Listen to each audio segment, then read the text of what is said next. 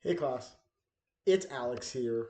So in this video, I wanted to briefly talk about the unit on informative speaking. So informative speaking is pretty much what you assume it is. An informative speech is when you teach your audience something. Now, that might be reinforcing things that they already know, or you might teach them something new or interesting, or you might teach them about something they had some idea about, but you might go into more detail. In a nutshell, an informative speech just teaches people. You're not trying to convince them of anything. You're not really trying to like entertain them or anything like that. It's usually just about giving the facts. Having said that, you do have to do it in an interesting way to keep them engaged. Because if you express information in an interesting way, that's going to be easier for your audience to mentally digest. In this unit, you're going to learn about different things. The most critical information that you're going to learn are things like organizational patterns.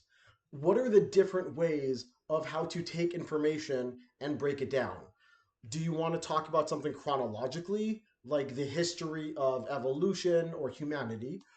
Or do you want to give something topical? Do you want to give a presentation about like the top five or the top three places to eat in Los Angeles?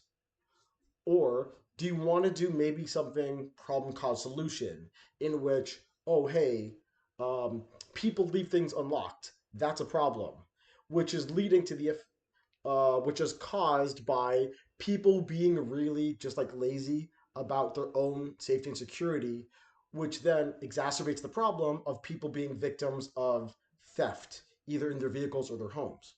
So then the solution to that might be just, hey, be aware and lock things. And like that's a really simple way to just be personally safe. So those are some examples of organizational patterns. You're also going to learn how to conduct research, evaluate research, and incorporate research as oral citations or bibliographic citations. In an informative speech, you have to cite information. You have to prove you did your homework. Where do you get the information from? How do you know the information is good?